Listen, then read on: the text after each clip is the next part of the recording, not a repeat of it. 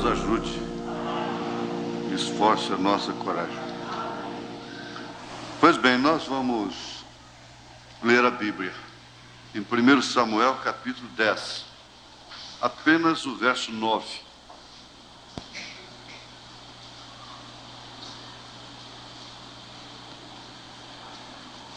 Apenas o verso 9.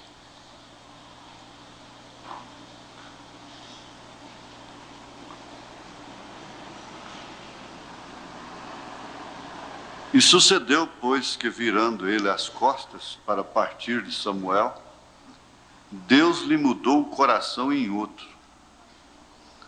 E todos aqueles sinais aconteceram aquele mesmo dia. Senhor Deus, Pai amado, a mudança do coração pode significar a salvação da alma, a solução dos problemas. E se isso tem que acontecer hoje à noite, com alguém aqui nesta casa de oração, que isso possa acontecer, começando da plataforma até na portaria, Senhor. Em nome de Jesus Cristo, perdoa os nossos pecados. Amém, Senhor. Poder... Um minutinho. Eu estava querendo cantar esse hino de pé. Muito obrigado. Que mudança em mim fez o meu bom Jesus, vindo ele ao meu coração. Deu-me paz divinal, deu gozo e luz, entrando em meu coração. Que mudança em mim fez o meu bom Jesus.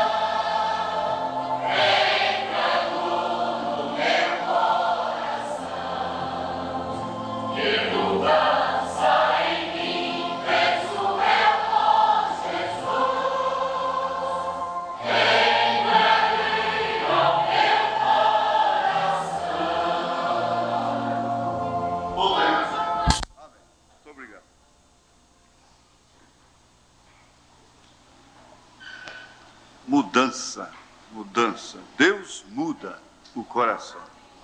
Nós temos vários fatos nas Escrituras registrando mudança de coração, endurecimento de coração.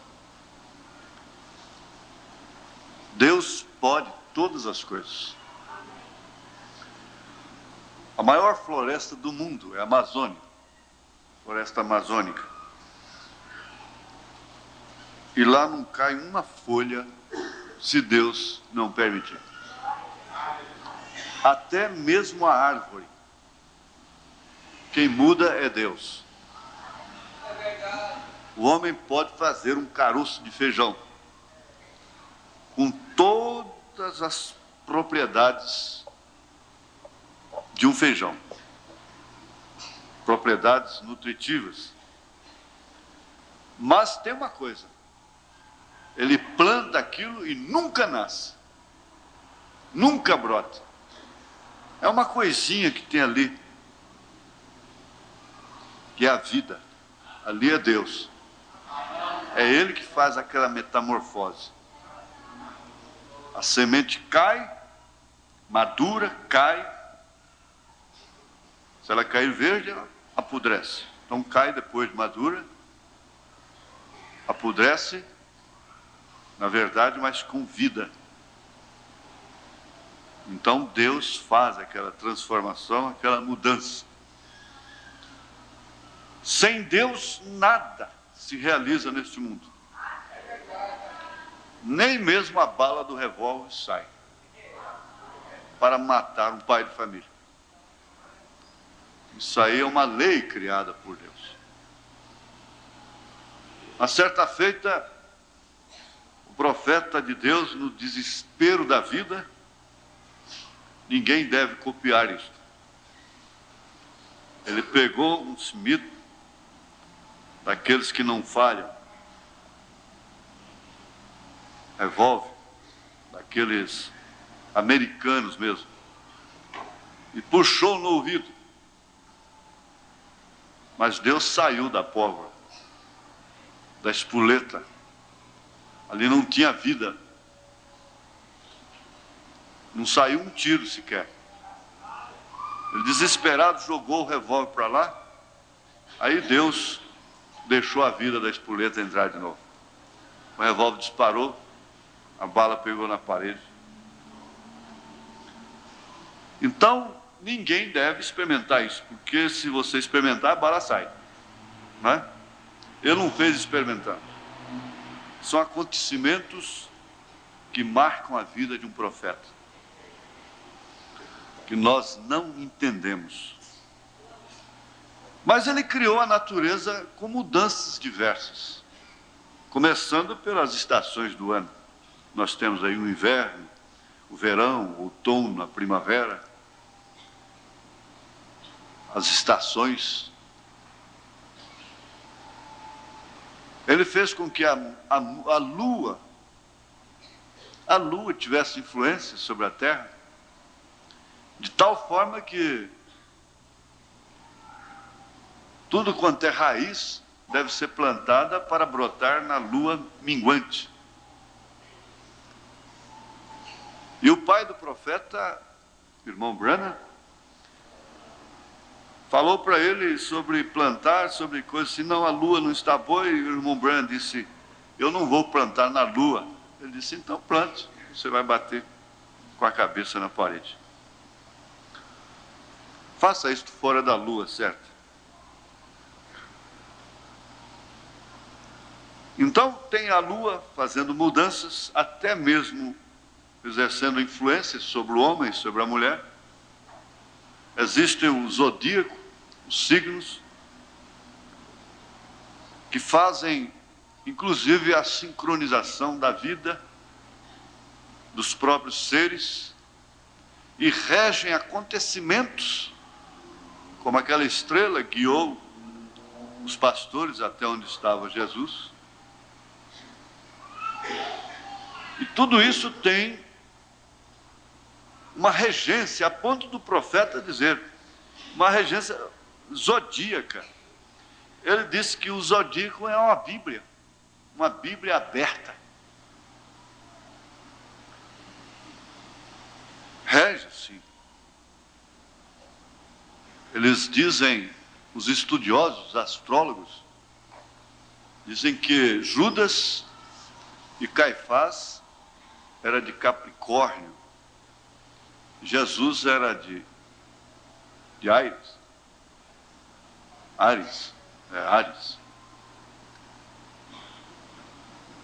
Eles têm um estudo sobre isso aí, muito importante.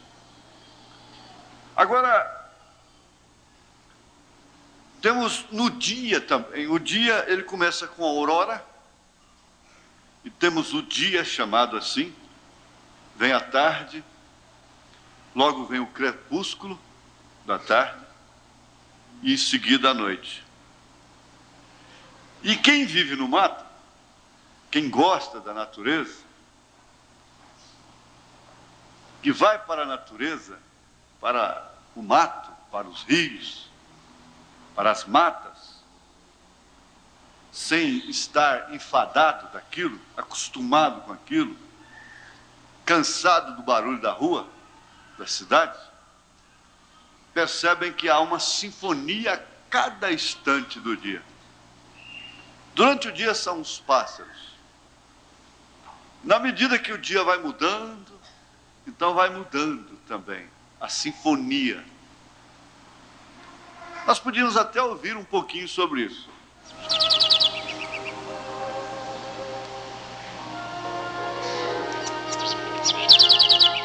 Isso aí está chegando à tarde.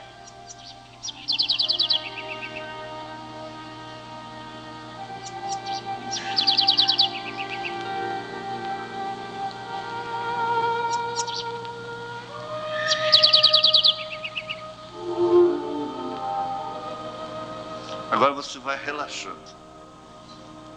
Você que está tenso, vai se relaxando. Não tem mais, não?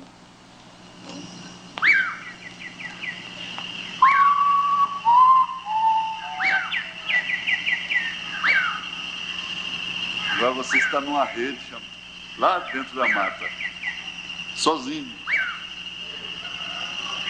Isso é à noite. Amanhã eu vou, curiando.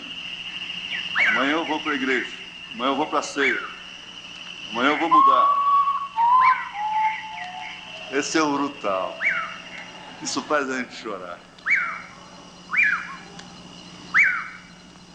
Veja só, como são bons amigos. O irmão Vicente está aí.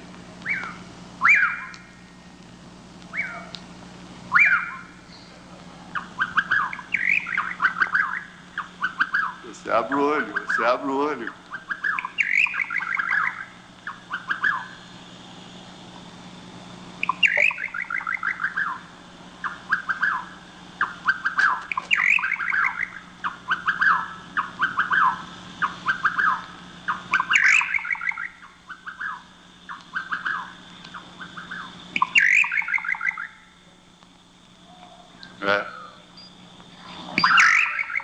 Ali eu fico sozinho, eu e Deus.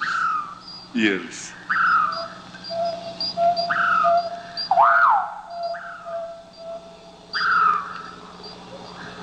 Vocês não sabem o quanto isso é bom.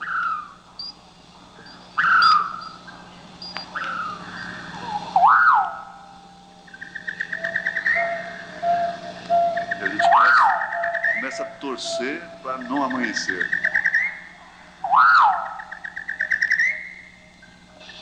Mas esse aí já está na madrugada, esse camarada aí.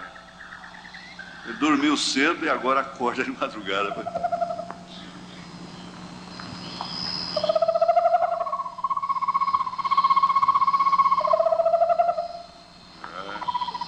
É coruja, né? É coruja. A sua noite é sultando.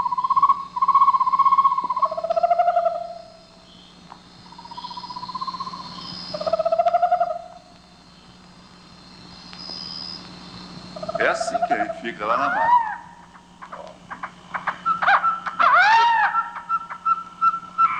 Já está amanhecendo já. Não deu nem um tiro.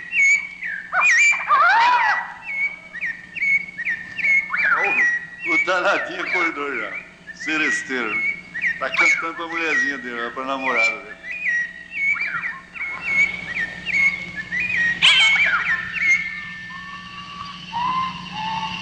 O brutal ainda tá acordado?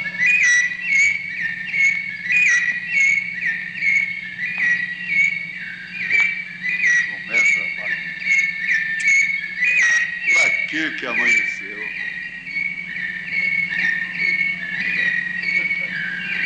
Ele te ouvir sozinho, ele chora. Olha ele.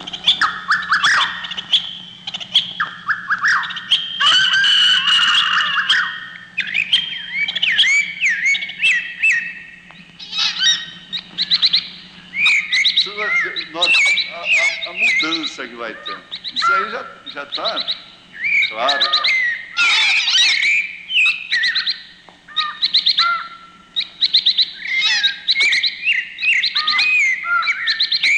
Já aqui.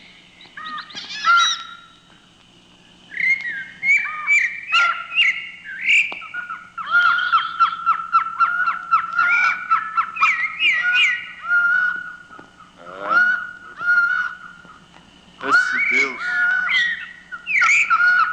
Aí você vai vendo a mudança. Depois, durante o dia, aí vem a tarde, começa tudo de novo. Daqui a pouco o brutal já não canta mais, o Curiano silenciou. Aí entra essa coiseira toda, coando. Olha ele aí. Tá vendo? Nem te vi. Eu te falei. Eu bem estou te vendo. Estou te vendo aí no lugar do pau, viu? É. Vai embora, rapaz.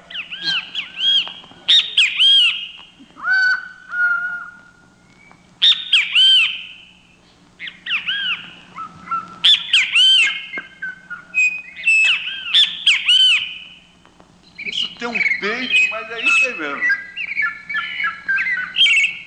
Canta igual Ezequiel.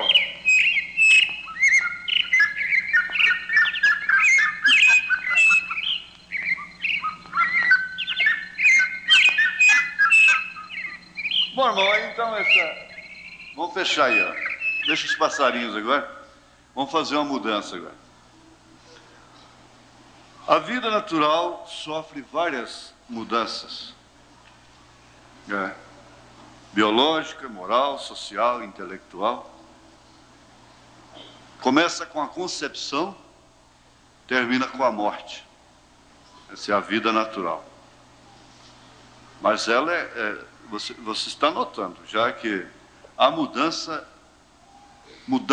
em tudo. Você já vai compreendendo que um dia isso vai mudar. Se está tudo bem, está tudo calmo, está tudo em paz. O mar é assim. Quem tem experiência no mar sabe. Está na bonança, inclusive ele é regido pela lua também. A maré é de acordo com a lua. Essa dona lua faz coisa que não é brincadeira. E quando tem uma bonança, você não pode esperar outra coisa, senão tempestade. A única coisa que pode acontecer em seguida é uma tempestade. Mas quando tem uma tempestade, logo que você pode esperar é a bonança. E nós vamos fixar um pouquinho sobre o poder de Deus para transformar. Nós precisamos descansar nessa fé que Deus tem poder para transformar. Agora, nós somos crentes. Hoje eu vi um irmão dizendo: existe crente que não é cristão, mas todo cristão é crente. Ele está certo, todo cristão é crente. Nem todo crente é cristão, porque até o diabo é crente, né? Ele crê. Ele crê em Deus, diz São Tiago. Então, o cristão é aquele que crê, é o crente que crê na diversidade. O manufaturado só crê na prosperidade. Ele só crê quando tudo vai bem. Quando tudo está combinando com os seus sentidos, com seus princípios, com sua sinceridade, com suas intenções, com sua boa vontade, com seus interesses. Então ele é crente, ele é cristão. Mas, conforme diz o irmão Branham, qualquer coisa agita o seu temperamento e lhe tira fora do centro, lhe tira fora do sério. Ele fica violento, ele fica agitado, ele fica preocupado, o que é, sem dúvida alguma, uma resposta da dúvida. Então a Bíblia nos dá tipos que não falham. E Paulo faz referência de Abraão como um crente verdadeiro, que creu contra a razão, quando ele e sua esposa já estavam amortecidos. Sara tinha o seu ventre amortecido. É a linguagem bíblica. Teria, portanto, que passar por uma mudança, por uma transformação, o que é uma mudança radical, para que a promessa de Deus se cumprisse, porquanto ela era impossível de ser aceita pelos sentidos humanos. Tanto que Sara riu, descrendo de si mesma, de suas possibilidades. E quando nós estamos ouvindo a pregação do Evangelho, muito especialmente a mensagem revelada para esta presente hora que estamos vivendo, nós não estamos ouvindo um Evangelho do passado. Nós não estamos ouvindo apenas um evangelho roto. Nós estamos ouvindo uma coisa que realmente está além das nossas possibilidades. Está muito além.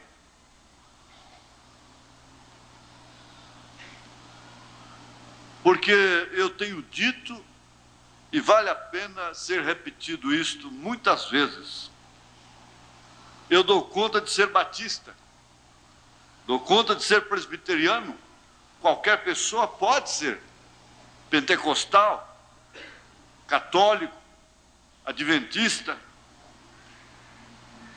mas essa mensagem não. Essa mensagem é a coisa impossível do dia.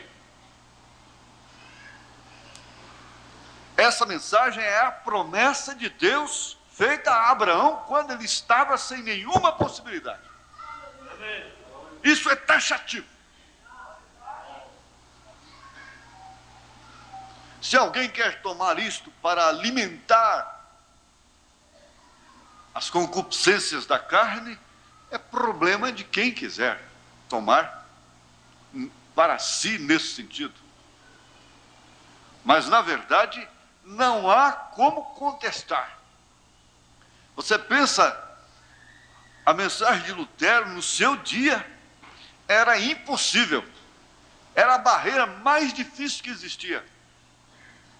Era como a promessa de Deus para Abraão.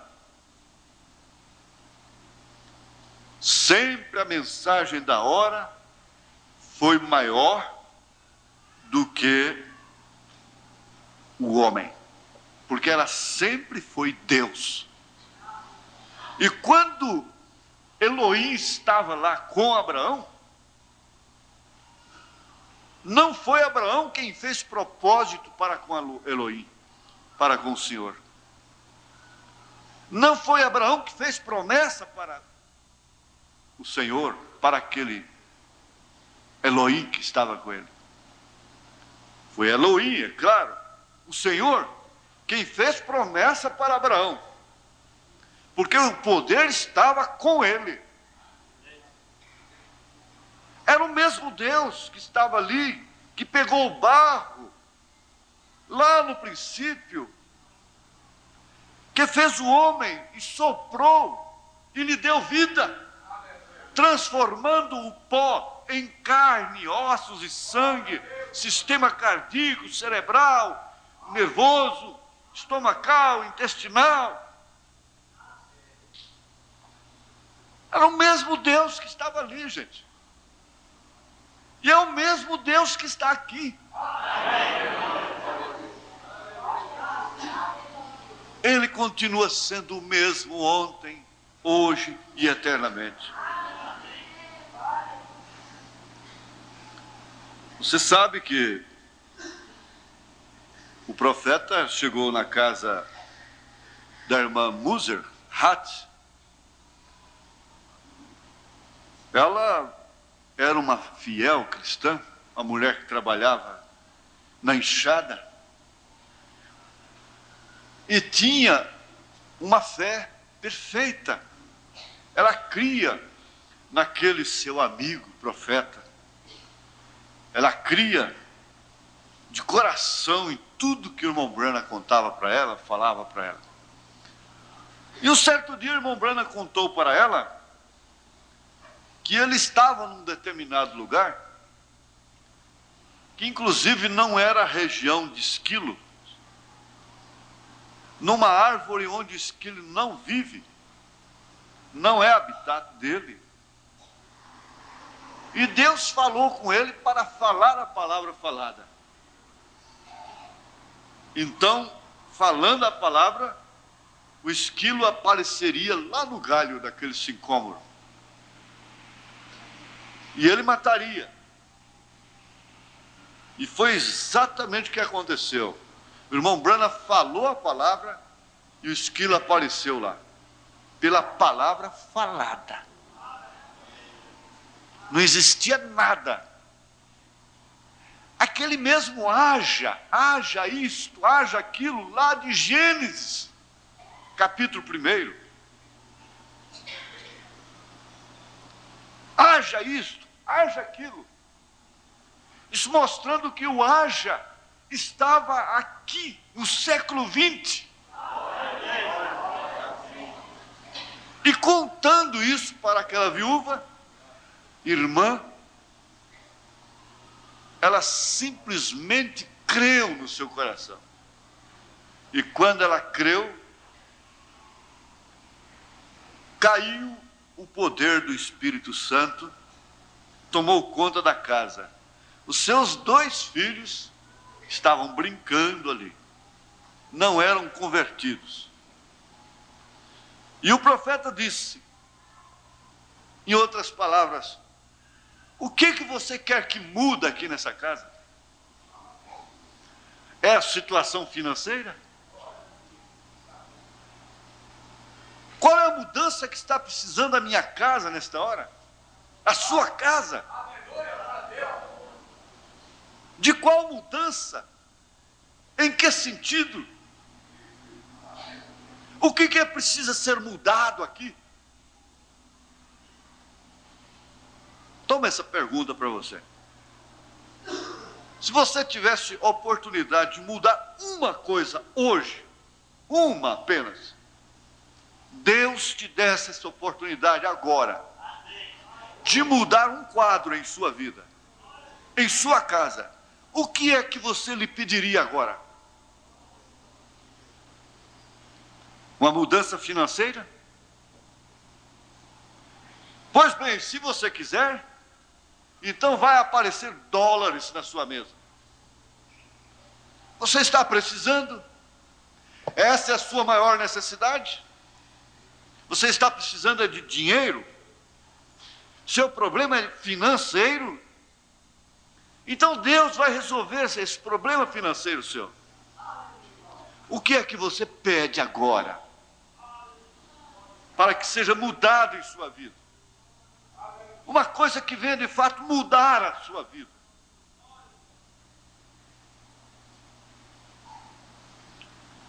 Talvez você queira mudar o estado dessa irmã sua que está aí assentada na cadeira de rodas. Basta você falar e ela se porá de pé. Você quer o dinheiro? Quer $1 milhão? Ele virá aqui na sua mesa agora, como o esquilo apareceu lá. Pelo haja dinheiro agora nessa mesa. Você quer a mudança dessa cadeira de rodas, dessa sua irmã, desse sofrimento? Fala.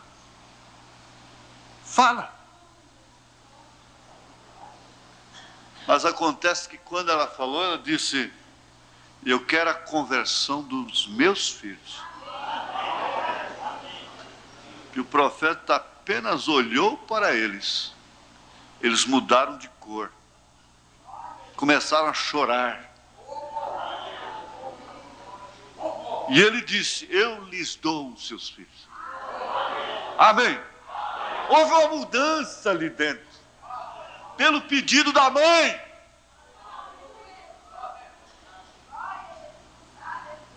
Ela não falou antes da hora.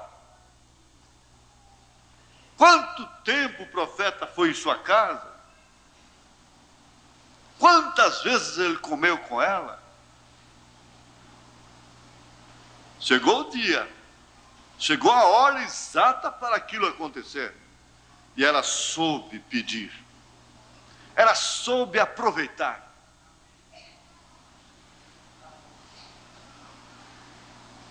Aqui na mensagem da graça, nós vemos uma mudança tão grande na vida de um rapaz. Eu quero simplesmente ler. É simples esta mensagem. A mensagem da graça, a partir do parágrafo 155. Ele diz: a graça de Deus é assim. Deixe-me lhes contar uma história concluindo. A graça de Deus é assim. Certa vez havia um poderoso rei, e este rei poderoso tinha um filho, e ele era o seu filho único. E certo dia um assassino matou aquele rapaz, impiedosamente. Trouxe um transtorno terrível para aquele reino, para aquela casa. Afinal de contas, rei também chora, rei também sente, o rei também entristece, o rei também é humano. E de um momento para o outro, a casa do rei foi mudada, em luto, em tristeza, em lágrimas. Veja só, e através daquele reino foram os delegados procurar aquele assassino. Finalmente eles encontraram aquele assassino. E quando o encontraram, o trouxeram e o aprisionaram. E quando o fizeram, um julgamento foi feito e uma sentença foi dada. Oh, isto foi uma coisa terrível. Ele havia assassinado o filho do rei. Ele havia transtornado um lar, uma família. E ele por certo, sabia o que viria sobre ele. Eles o colocaram em outra cela secreta e trancaram as portas, acorrentaram suas pernas para que ninguém, os guardas ao redor dele, porque sabemos que tipo de punição terrível este rapaz iria receber, porque ele havia matado o filho do rei, o real filho do rei. Ele matou o rei, portanto, o sucessor do rei, aquele que seria o rei quando seu pai morresse. Ele foi colocado nas celas secretas, despido, vestido com nada a não ser uma tanga. E lá estava sentado naquela condição, morrendo de fome, não davam nada para ele comer. Ele estava sentado naquela condição e ninguém podia mudar aquela condição. Pesava uma sentença sobre ele. E seu pai, e sua mãe, e nenhum advogado, e nenhum pastor, e nenhum papa, nenhum bispo, nenhum cartão de político, nenhum deputado, nenhum senador, ninguém podia fazer uma mudança naquele quadro. Então eles o trouxeram para fora para o julgamento. Ele foi encontrado culpado e provado ser culpado. E a sentença foi feita, que era para ele ser executado sob terrível pena de morte. Ele era para ser morto aos poucos, até que sua vida mortal terminasse. E ninguém podia mudar aquela sentença. Sentenciado pelo juiz, ele tinha que morrer, porquanto havia matado o filho do rei. E ele implorou, e ele clamou, e disse: embora eu seja culpado, sinto muito porque fiz aquilo. Em um momento, em um estado de fúria, eu fiz. Eu não quis fazer aquilo daquela maneira.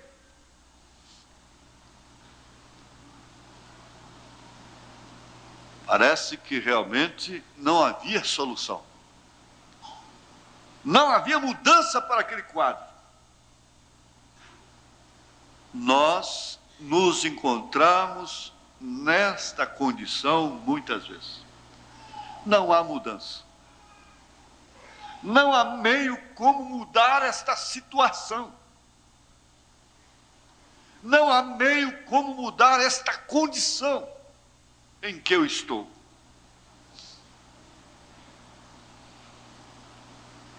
Não há meio como mudar sua casa. Não há meio como mudar sua filha. Não há meio como mudar seu filho. Não há meio como mudar sua mulher. Não há meio como mudar seu marido. Por certo, seu casamento está falido. Por certo, você se sente perdida, se sente perdido em determinada coisa, em determinado sentido. Mas, certo dia, o rei desceu ao lugar para visitar o rapaz.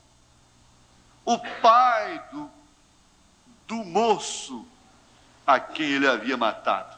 O rei desceu lá para visitá-lo. E para lhe dizer, falar com ele, e lhe dizer acerca de haver matado seu próprio filho, o único filho que ele tinha, o seu sucessor, portanto. Ele havia matado aquele rapaz. E ele disse: eu vou descer para falar com ele. E quando ele desceu até lá, ele olhou para aquela cela como uma cela para animais. Ele viu seu pequeno e magro corpo deitado lá atrás em um canto, chorando. Seu rosto bem fundo, sua boca também, seus olhos bem fundos. Seus olhos estavam cheios de pus. Quantas lágrimas aquela mãe não havia derramado por ele. E todo mundo dizia: ele merece, ele matou o filho do rei. E sua boca já estava branca, sem água, sedento. Ele tinha que morrer daquela forma, daquela maneira. Ele merecia, afinal. O rei disse: levante, levante, levante. Tem você ainda força para se levantar?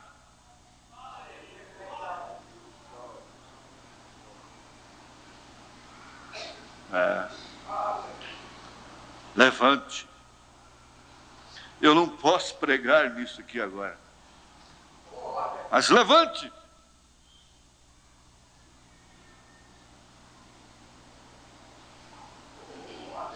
Ele veio até ele e olhou para ele e disse: por que você matou meu filho? O que fez o meu filho com você? O que ele fez para merecer tal morte da maneira que você o matou? Golpeando com uma lança até a morte? Ele disse: nada, meu senhor, coisa alguma. Simplesmente minha própria imprudência, simplesmente minha própria maneira, minha própria imprudência, minha própria maneira. Está pensando você na sua própria imprudência, na sua própria maneira? Ou quer você culpar alguém? Eu o matei porque eu tinha inveja dele. Eu peguei no meu desequilíbrio mental e o matei. Disse: agora vou morrer sob a sua justiça, Senhor. Senhor, eu mereço morrer. Eu fui mau, eu fui perverso, eu fui imprudente, eu errei. Eu reconheço isto e sei que mereço isto. A única coisa pela qual estou chorando é porque sinto muito por ter matado um homem real como aquele, sem nenhuma causa.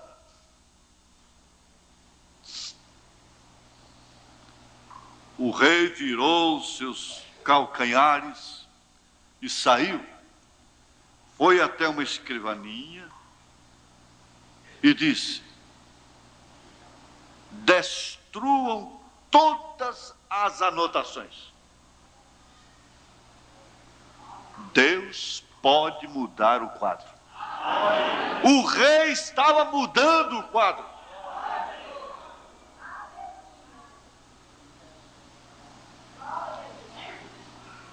Deus pode mudar. Deus pode fazer o riso se transformar em lágrimas e as lágrimas se transformarem em risos.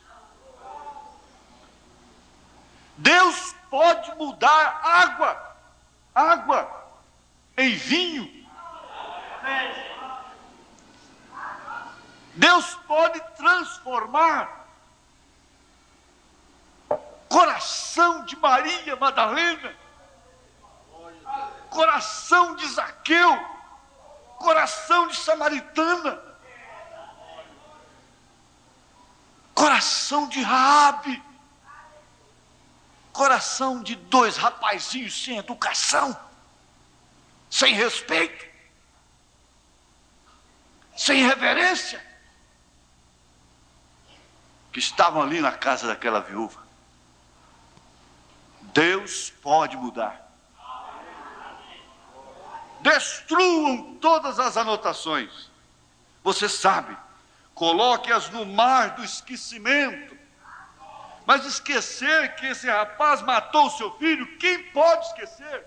Eu não esqueço o que ela fez para mim. Eu não esqueço o que ele fez comigo. Eu não posso esquecer. Mas Deus pode esquecer tudo que você fez e tudo que você faz. Você não pode esquecer-se de quem te ofende, de quem fala de você, de quem te fere, às vezes até com razão.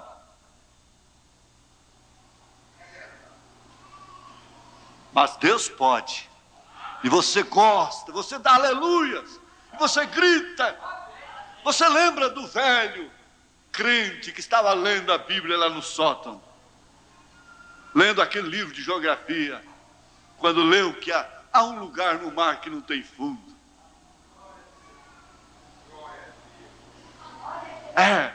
Você fica alegre, você fica feliz, quando sabe que os seus pecados foram apagados, foram lançados no mar do esquecimento. Mas você não pode esquecer, você não pode perdoar, e a fé perfeita só virá através do perdão. Jesus disse: se vós não perdoardes aos homens, o vosso Pai que está nos céus não vos perdoará.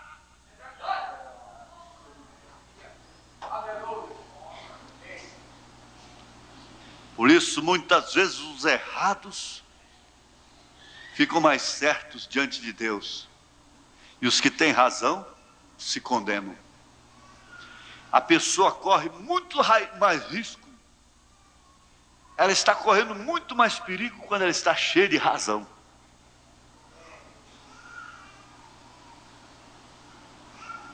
Destruam todas as anotações. Aí vamos rezar. Perdoe as nossas dívidas, assim como nós perdoamos aos nossos devedores.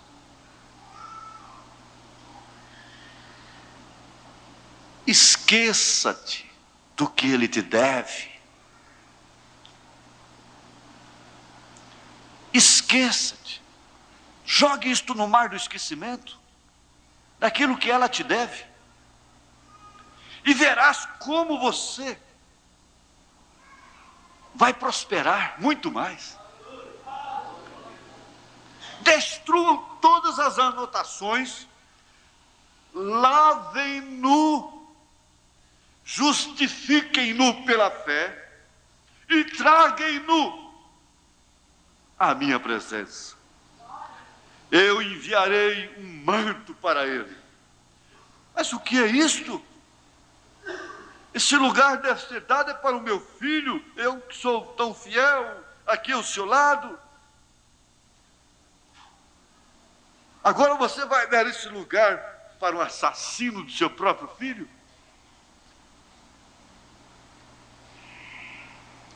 Depois de algum tempo, um grande limousine, um grande carro, chegou até a porta. Quando chegou, um carpete foi estendido até a porta da prisão. Isso aí é a soberania. Nós não queremos que Deus faça nada por pessoas mais indignas do que nós.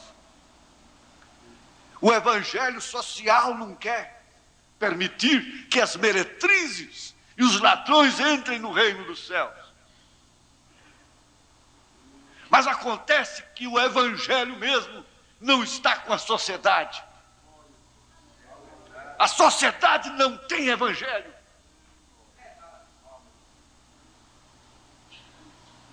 Hoje eu ouvi no rádio a estas mães, milhares de mães, que estão construindo a sociedade brasileira. E eu disse comigo mesmo, falei em voz alta, que sociedade essas mães estão construindo? Que sociedade?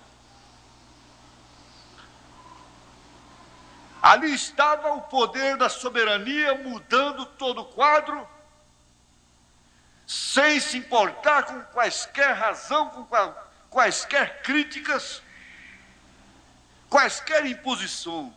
Ninguém, nem mesmo o Supremo, o juiz, podia interrogar, porque o rei é soberano.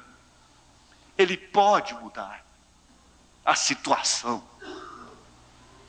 Ele levanta do pó o pobre, do monturo necessitado e põe para sentar com os príncipes na mesa.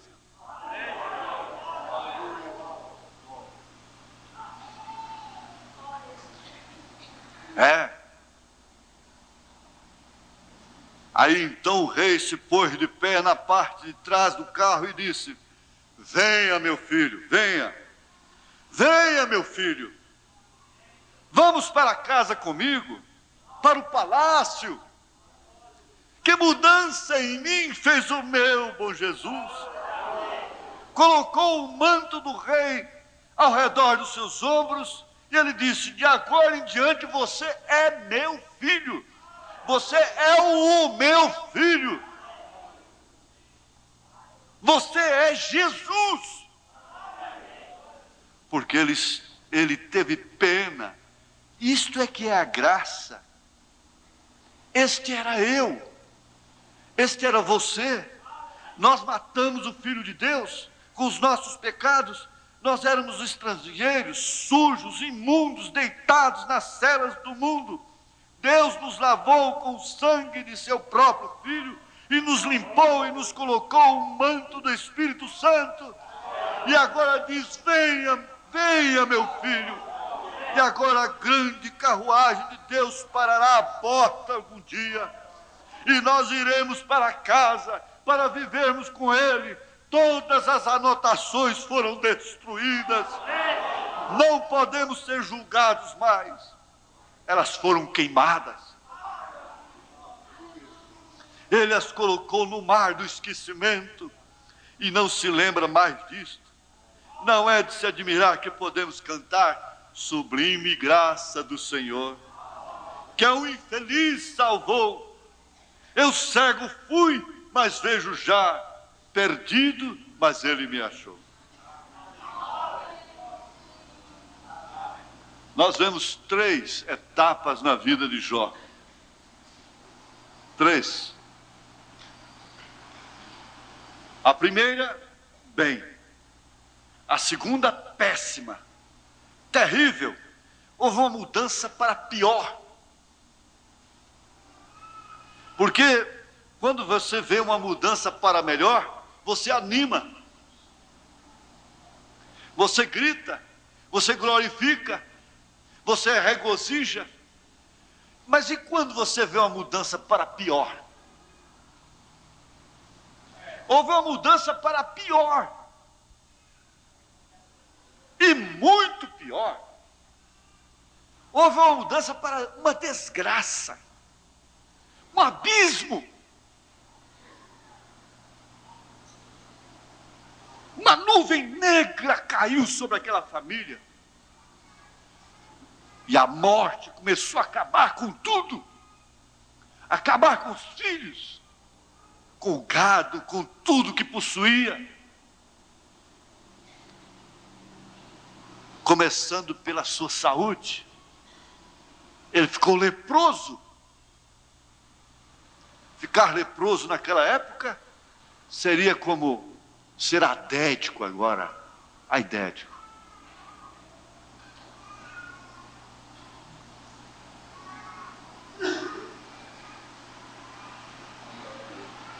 Pense nisto. Mudança para pior. E as pessoas, há muitas pessoas quebrando as suas cabeças com o segredo dos 7 trovões.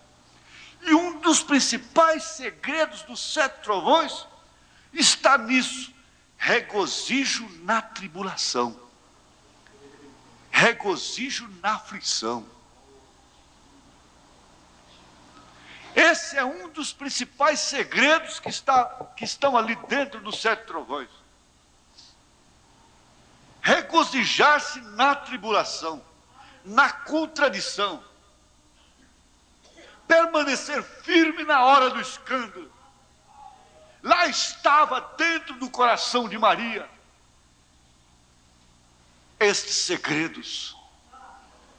Por isso que ela não se escandalizou com a mensagem do anjo, quando ela viu seu filho crucificado, derrotado, lá no Calvário, sangrando nas mãos de escarnecedores, quando a mensagem do anjo foi esta: ele será forte e poderoso. Mas sabia ela que esse filho teria que descer a tão baixo nível para depois subir? Nós queremos ir para os céus, irmãos. É a maneira nossa, é a maneira social.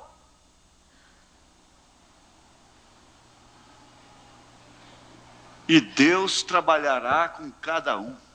São pais de famílias provando vergonhas dentro de casa. Pais e mães que criaram seus filhos, suas filhas, com maior zelo, com maior carinho, com a maior responsabilidade possível, vendo-as agora jogadas nas mãos do inimigo, e eles não podem fazer nada.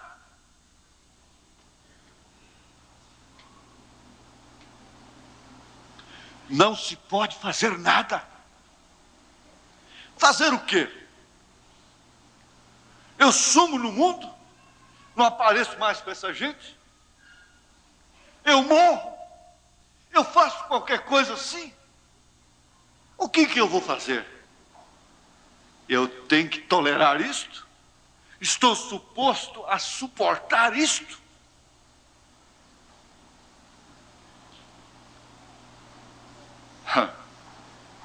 Mudança para pior.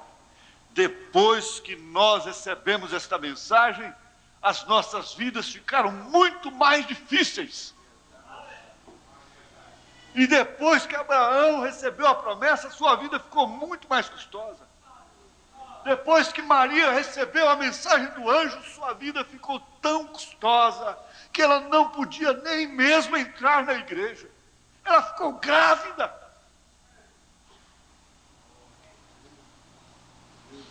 E a sociedade não podia aceitar aquilo, com razão. Ela ficou grávida antes de se casar. E pela lei ela deveria ser apedrejada. Viu só como Deus está sempre trabalhando fora da sociedade? Faça um exame nesse sentido das Escrituras e vê se alguém foi salvo pela sociedade.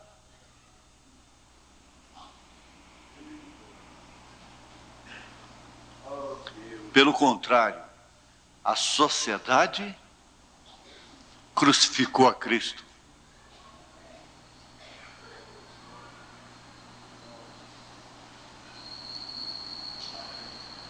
Mas houve uma mudança final. Do pior para o muito, muito melhor. Para o excelente, para o maravilhoso, para o melhor do que o primeiro estado que foi bom. Virá uma mudança. Deixa o mar sacudir. Descanse, Ruth.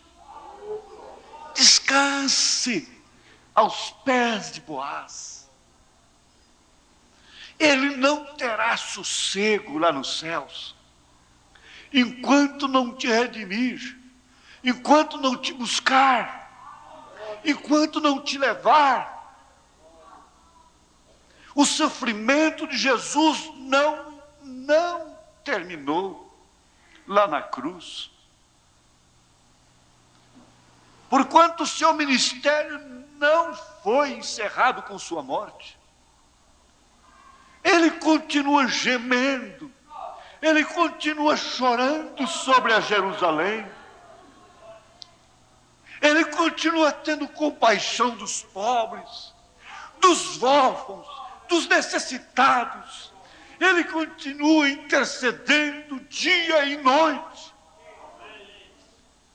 ele continua sendo o mesmo ontem, hoje, eternamente. Se ele é o mesmo de ontem, então ele ainda é varão de dores, ele ainda é homem experimentado nos trabalhos, ele ainda toma sobre si todas as nossas iniquidades, todas as nossas enfermidades. Ele ainda tem cicatrizes, ele ainda tem pisaduras, pelas quais nós fomos sarados. Ele ainda expulsa demônios, ele ainda liberta, ele ainda batiza com o Espírito Santo.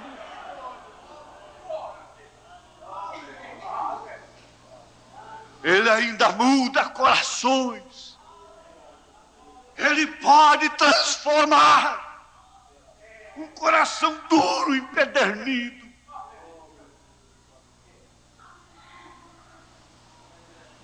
Ele ainda pode lavar ladrões. Paulo usou esse termo, mas haveis sido lavados. Ladrões, adúlteros, afeminados, sodomitas. 1 Coríntios 6. Mas haveis sido lavados e justificados. Ele ainda pode. Ele ainda pode. Ele ainda pode dizer: levanta-te. E o filho pródigo dizer: levantar-me-ei, irei ter com meu pai, e dir-lhe: Pai, pequei contra os céus e a terra, contra ti, Senhor. Não sou digno de ser chamado teu filho. Mas a soberania lhe dá um anel, lhe dá sandálias, lhe dá roupa limpa, lhe dá o manto do filho. 3 etapas também na vida do filho pródigo. Uma boa, outra desgraçada, outra gloriosa. A igreja não quer isto.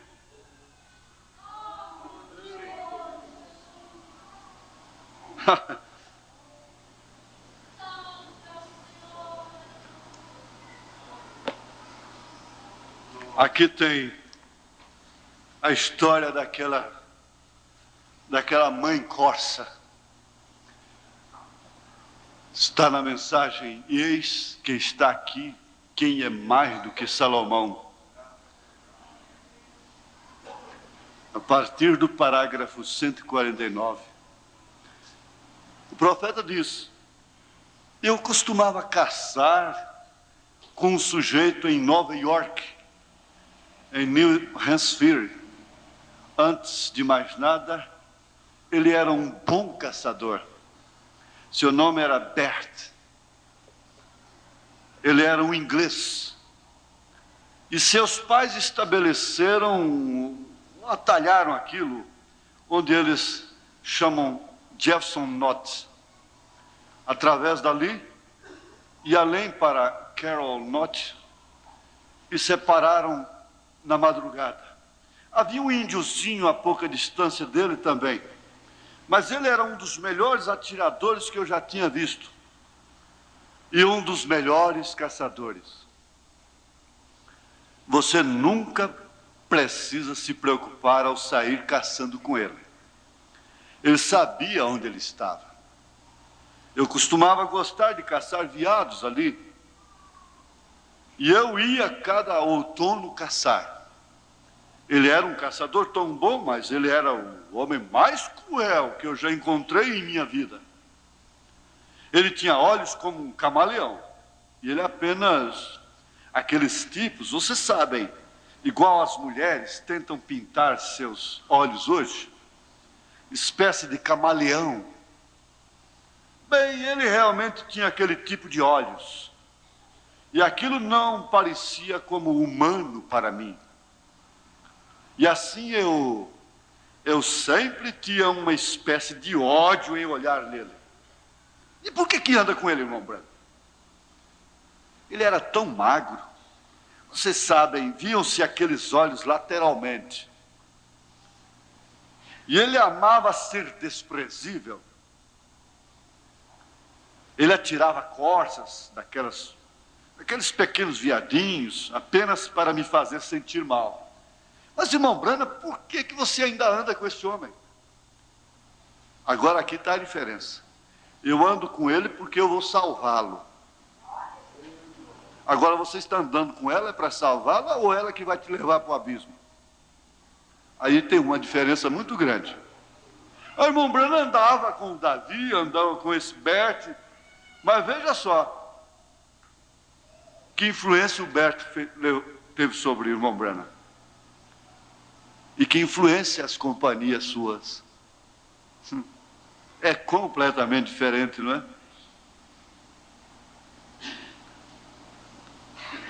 é? E ele amava ser desprezível. Ele atirava corças daqueles pequenos viadinhos apenas para me fazer sentir mal. E ele dizia: "Oh, pregador, você é como o restante deles. Você é um coração de galinha. Você poderia ser um bom caçador se não fosse um pregador." Eu disse: "Eu estou caçando almas, Bert." E eu disse: "Você tem uma que está perdida, Bert." E ele: "Pegue a próxima para você." Disse: "Billy, você está certo, mas," disse, "não fale este tipo de coisa comigo, tá?" Assim ele atirava aquelas pequenas corças e aquilo me fazia sentir mal. Agora, está certo para matar uma corça, se a lei permite, agora é do tamanho, o sexo, exatamente como a lei diz. Eu fui diretor de caças por muitos anos, mas olhem, Abraão matou um novilho e o ofereceu a Deus, e ali nada havia sobre matar corças, se a lei dizia. Mas não apenas atirá-los e deixá-los caídos ali, e agir com esperteza sobre isto. Está errado em fazer isto. Então eu simplesmente digo isto para justificar minha caçada aos irmãos aqui. Vejam vocês, de tal forma que vocês vejam o que eu estou tentando dizer. Agora vejam isto, que nós encontramos este homem. Um dia subi até lá, minha esposa e eu estávamos juntos. E ele tinha feito um assovio pequeno que soprava e soava como pequenos veadinhos chorando. Você sabe, um barulho engraçado e impensado que eles fazem bem, tão logo nascem, não é? E eu tinha estado trabalhando e eu não tinha terminado em tempo na reunião e eu fui caçar com ele. E ali a primeira vez que houve um tiro naquele campo, aqueles rabos brancos, você pensou, Rondine foi artista de escape, ele era um amador para eles, e a primeira coisa, você sabe, todos eles poderiam esconder, e se houvesse lua clara, eles pastariam à noite, ou estariam sob a capoeira ou alguma coisa, e eles não se moveram. Então nós vimos aquele dia, e eu disse: "Bert, você não vai usar aquele assovio." Ele disse: "Pregador, você é coração de galinha." Disse: "Agarre o próximo para você mesmo." E começamos e colocamos alguns sanduíches em nossa camisa. E nós estávamos caçando, estávamos indo caçar até por volta de meio-dia, em cima, ao redor da beira do topo da área presidencial, e então separar e descer de volta. Se achássemos um veado, nós saberíamos onde ele seria abatido. Nós iríamos e o arrancaríamos em 1 ou 2 dias e o penduraríamos. Assim havia cerca de 4 polegadas de neve, ou 6, alguma coisa assim. Estava uma boa hora para seguir a trilha. E nós começamos, fomos subindo a montanha, nenhum rastro. Não havia uma coisa. A lua brilhando à noite, e veado. Bert estava na minha frente, guiando o caminho, e eu caminhava seguindo atrás dele. Quer dizer, seguindo o perverso. O profeta guiado pelo perverso. E ele parece ter se assentado assim. A neve estava seca. E ele começou a voltar, e eu pensei que ele fosse comer o sanduíche, e logo partiríamos dali, pois estávamos então bem em cima da montanha. E ele chegou a voltar aqui. E comecei a pegar meu sanduíche, e comecei a achar um lugar para colocar meu rifle. E comecei a pegar o meu sanduíche e olhei em volta. Ele havia trazido aquele pequeno assovio que eu pensei, rapaz, é jogo sujo fazer aquilo. Assim ele tomou o apito e olhou para mim, aqueles olhos de camaleão, e olhou para mim. Ele colocou o assovio na boca assim, e eu disse, Bert, não, você não faria uma coisa dessas, faria? Ele disse, e ele soprou assim. E, para minha surpresa, cerca de 50 jardas de mim, do outro lado, estava uma grande corça. Agora, a corça é a mãe. É a mãe. Se fala tanto na mãe. E ali estava ela, com seus grandes olhos castanhos e seus ouvidos aguçados. Vejam, ela ouviu. Agora, ela era a mãe. Vejam, seus filhotes estavam chorando. E assim não importava se o resto deles saísse ou não. Havia algo nela. Ela era a mãe. Então Bert olhou assim, soprou novamente, bem devagar. Aquele assovio imitava os filhotinhos dela. E aquela corça andou diretamente para fora em direção à abertura. Agora aquilo não era normal, era muito anormal sair daquela maneira. E ela olhava em volta com a grande cabeça levantada e seus olhos olhando ao redor. Após algum tempo, quando o caçador mexeu-se para pegar a espingarda, ela tinha visto o caçador. Usualmente eles apenas apareceriam e iriam, correndo, sumiriam. Vocês sabem como é, rapidamente. Mas vocês sabem, ela jamais se moveu. Ela apenas parou e olhou para ele de lado. Tinha virado sua cabeça e olhado. Meu Deus! Eu pensei, Bert, você não pode fazer isto. Tem que haver uma mudança aqui. Vejam, ela não estava ligando com a coisa alguma. Ela não estava com hipocrisia. Ela não era uma mãe hipócrita. Só que a mãe não pode se enganar. Porque ela pode levar um tiro, né? Ela não estava agindo. Ela estava nela. Ela era sua mãe. E aquele filhote, não importava se custasse a sua vida, ele estava em apuros. Ela tentava achar aquele filhote que estava clamando por ela. Ele estava em apuros para ela. Ela era o instinto nela. Ela era mãe. E ela viu o caçador. Porém, sua mente não estava no caçador. Estava no filhote em apuros. Aquele pequeno veado. É por isso que ela não correu. E assim ele puxou a trava de segurança para baixo, sobre este 3006. Ele era um atirador certeiro. Ele apontou o rifle para baixo. Eu virei minha cabeça. Eu não poderia impedir aquilo.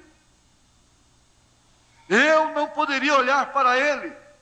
Pensei, apenas 2 minutos mais e ele explodirá seu coração leal, tentando encontrar seu filhote que estava em dificuldade, sabendo que o caçador estava esperando bem ali na moita.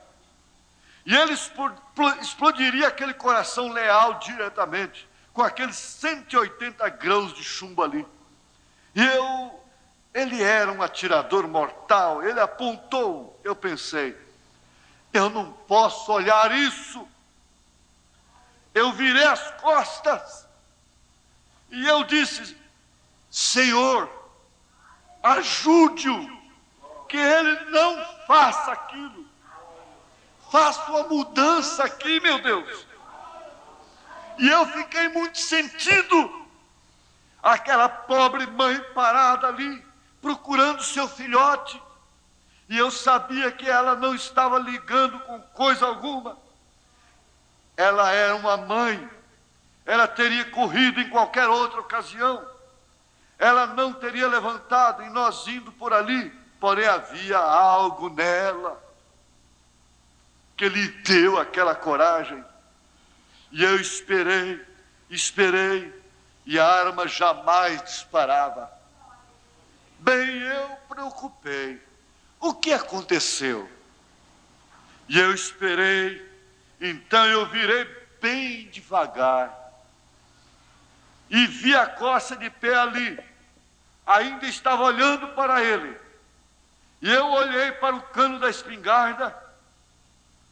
Ele estava indo assim. Ele tentava fazer pontaria e não podia fazê-lo.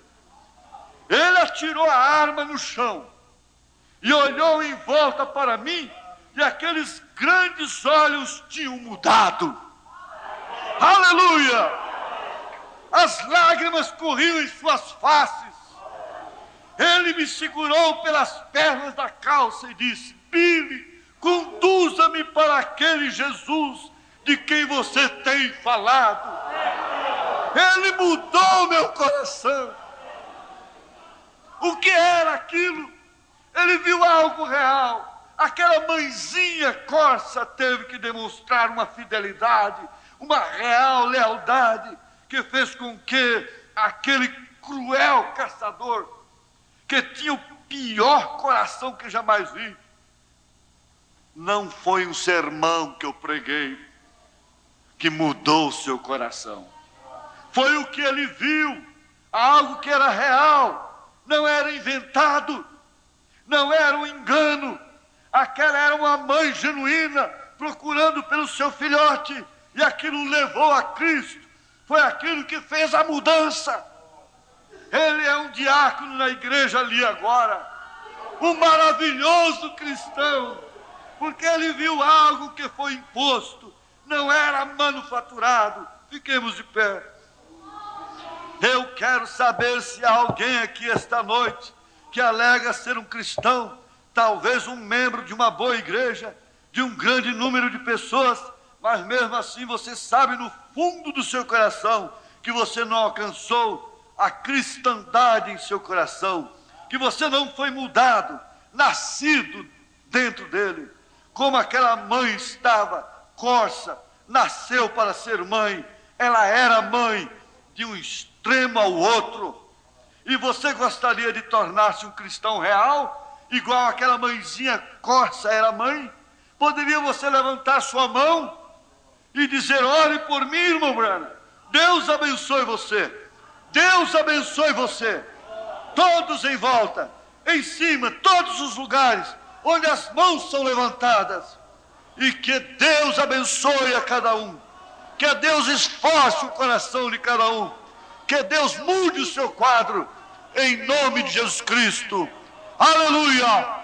Ele mudou o coração de Saul, ele mudou, ele muda, ele mudará, em nome de Jesus Cristo. Senhor, te dê esta bênção agora. Amém, Senhor. Amém.